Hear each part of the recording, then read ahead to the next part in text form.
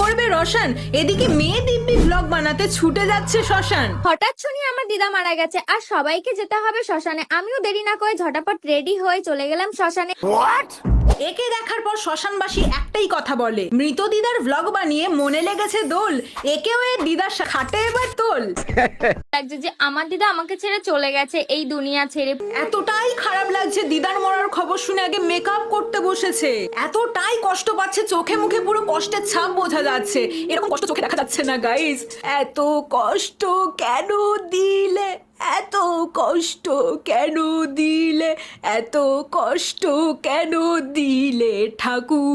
Hospital আমার একটা কাকু খুব অসুস্থ, প্রায় মরমর অবস্থা, ভেন্টিলেশনে ভর্তি আছে। ব্যাস আবার আর একটা চলে এসেছে। এই সমস্ত নোংরা ভিডিও বানানো কি এখন ট্রেন্ড হয়ে গেছে?